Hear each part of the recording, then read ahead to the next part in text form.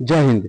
Bihar board class 10th का हिंदी का ये काव्य खंड है। चैप्टर 3 अति सुधो स्नेह को मार्ग है, मोहन वाहिनी लय बरसो, और इसके रचनाकार हैं घनानंद। आज हम लोग इस चैप्टर का पूरा कवि परिचय और पूरा भावार्थ को समझेंगे। तो चलिए शुरू करते हैं। अगर आप लोग वीडियो को लाइक नहीं किए हैं तो लाइक कर दीजिए, चैनल को सब्सक्राइब नहीं किए हैं तो सब्सक्राइब भी कर दीजिएगा। चलिए शुरू करते हैं। तो जो ये है, सबसे पहले इनका कवि परिचय घनानंद का। घनानंद का कवि परिचय, तो इनका जो नाम है घनानंद है और इनका जन्म 1789 ईस्वी के आसपास और मृत्यु जो है, ये मिस्टेक हो गया है 1739, इसको याद रखना है। मृत्यु जो है इनका 1739 ईस्वी में इनका मृत्यु हुआ था। और मृत्यु का कारण क्या था? तो नादिर शाह के सैनिकों द्वारा ये मारे गए थे। तो नादिर शाह जो था यह ईरान का था। यह भारत को जो ये लुटेरा था, भारत को लूटने आया था। तो 1739 में इसने नादिर शाह को जो है मार दिया। अब ये काम क्या करते थे, अपनी वृत्ति इनकी क्या थी? तो ये मुगल बादशाह मुहम्मद, ये मिस्टेक हो गया है, ये भी थोड़ा टाइपिंग में, मोहम्मद शाह रंगीले के यहाँ मीर मुंशी थे। ये ऑब्जेक्टिव प्रश्न पूछता है कि घनानंद किन के यहाँ मीर मुंशी थे? तो मुगल बादशाह मोहम्मद शाह रंगीले के यहाँ यह मीर मुंशी थे। आगे है कि यह अच्छे गायक भी थे और श्रेष्ठ कवि थे। किंवदंती है कि इनको जो है एक सुजान नामक नर्तकी से प्रेम हो गया था और जो है इसके बाद विराग होने पर ये जो है वृंदावन चले गए थे और वहां पे वैष्णव होकर के काव्य की रचना करने लगे थे।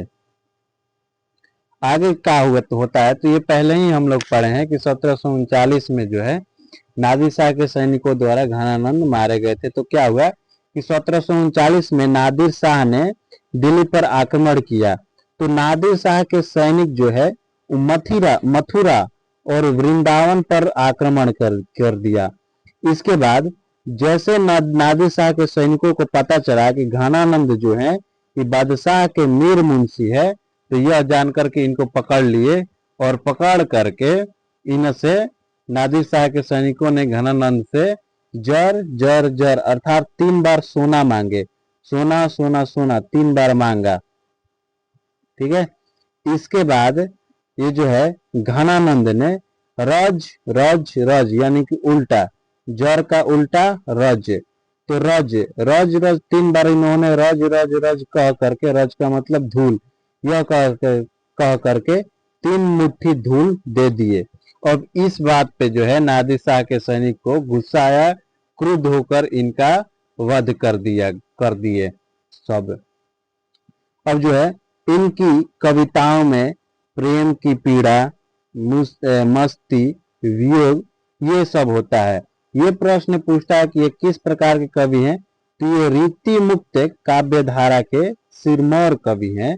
याद रखना है घनानंद किस प्रकार के कवि हैं या किस धारा के कवि हैं। तो यह जो है रीति मुक्त काव्य धारा के कवि हैं, सिरमौर कवि हैं।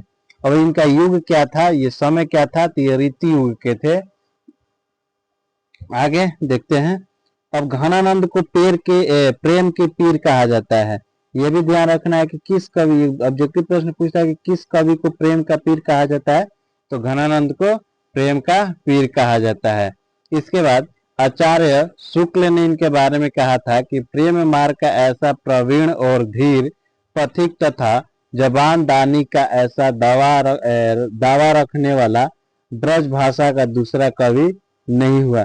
तो इसे याद रखना है कि कौन सी भाषा में रचना करते थे? ब्रज भाषा। घनानंद की कौन सी भाषा थी? तो ब्रज भाषा। आगे आचार्य शुक्ल ने फिर कहा है इनके बारे में कि लाक्षणिक मूर्तिमता और प्रयोग वैचित्र्य। ठीक है। अब जो है इनके मृत्यु के 250 साल बाद छायावाद शुरू हुआ। ये प्रश्न पूछता है कि किस कवि के मृत्यु के 250 साल बाद छायावाद शुरू हुआ? तो घनानंद। या घनानंद के मृत्यु के कितने साल बाद छायावाद शुरू हुआ? तो 250 साल बाद। आगे क्या है? तीन की भाषा जो है ये शुद्ध ब्रज भाषा, परिष्कृत मतलब पका हुआ एकदम शुद्ध जो है ब्रज भाषा है। और ये जो है इनके सवैया घनाक्षरी अत्यंत प्रसिद्ध है। ये सवैया और घनाक्षरी का है तो कविता की एक शैली है। और इनकी जो रचना है सुजान सागर, विरह लीला, रसकेली बल्ली, ये इनकी 3 रचना है। सुजान रस खान, विरह लीला, रसकेली बल्ली, ये इनकी 3 रचना है। और एक और रचना है घन आनंद। तो यह जो है इनकी कुल 4 रचना है। सुजान सागर, विरह लीला, रसकेली बल्ली और घन आनंद। तो यह जो चैप्टर हम लोग पढ़ रहे हैं अति सुधो स्नेह कुमारक है, यह चैप्टर जो है घन आनंद से ही लिया गया है। अब जो है इस पाठ का परिचय है इसका किसमें है क्या। तो यह जो पाठ है घनानंद के 2 सवैया छंद है। अब ये छंद जो है इनकी जो घन आनंद से लिया गया है। प्रथम छंद में कवि जहाँ प्रेम के सीधे सरल और निश्चल मार्ग की प्रस्तावना करता है, वहीं द्वितीय छंद में मेघ की अन्योक्ति के माध्यम से विरह वेदना भरे अपने हृदय की पीड़ा को अत्यंत कलात्मक रूप से अभिव्यक्ति कर देता है। तो ध्यान रखना है कि इनके जो है 2 पद है, 2 छंद है और दोनों छंद जो है तो दोनों छंद में पहला छंद में जो है प्रेम के सीधा सरल और निश्चल मार्ग का चर्चा किए हैं। और जो दूसरा छंद है इसमें मेघ मतलब बादल के माध्यम से विरह वेदना भरे अपने पीड़ा को अत्यंत कलात्मक रूप में अभिव्यक्त किया है। आगे आपको समझ में आ जाएगा। तो जो पहला पद है ये देखते हैं। पहला पद है अति सुधो स्नेह को मार्ग है, जहाँ ने कुशयापन बाके नहीं, तहाँ साचे चले ताजी आपन पौजू, झुके कपटी जे निशांके नहीं। ये जो पद है कि अति सुधो स्नेह को मार्ग है, यानी कि जो प्रेम का मार्ग है वो अत्यंत ही शुद्ध है। अत्यंत शुद्धो स्नेह को मार्ग है, यानी कि जो प्रेम का मार्ग है अत्यंत शुद्ध है। ये ऑब्जेक्टिव प्रश्न पूछता है कि कवि घनानंद के अनुसार कौन सा मार्ग अत्यंत शुद्ध है, तो प्रेम मार्ग। जहाँ नेकु सयापन बाके नहीं, नेकु का मतलब होता है थोड़ा, सयापन का मतलब होता है चतुराई। तो जहाँ थोड़ी भी तनिक भी चतुराई जो है नहीं होती है, तहाँ साचे चले ताजी आपन पो, और इस रास्ते पे जो है सच्चे चलते हैं, वही व्यक्ति चलते हैं जिसका हृदय जो है स्वच्छ होता है, निष्कपट होता है, जिसके मन में छल कपट नहीं होता है, वह इस रास्ते पे नहीं चलते हैं। जो के कपटी जे निशांक नहीं, मतलब कि जिसका हृदय जो है निष्कपट होता है वह इस रास्ते पे चलता है। तो प्रेम का मार्ग अत्यंत शुद्ध है कवि के अनुसार, कवि घनानंद के अनुसार कि प्रेम का मार्ग अत्यंत शुद्ध है। यहाँ थोड़ी सी भी चतुराई या टेढ़ापन ये सब नहीं होता है। और इस रास्ते पे जो है वो सच्चे व्यक्ति चलते हैं, जिसका हृदय स्वच्छ है, जो निष्कपट होता है, वही व्यक्ति चलता है। अब इसका जो है अर्थ देखते हैं। तो अर्थ है कि कवि घनानंद कहते हैं कि प्रेम का मार्ग अत्यंत सीधा और सरल होता है, जिसमें थोड़ा सा भी चतुराई और टेढ़ापन नहीं होता है।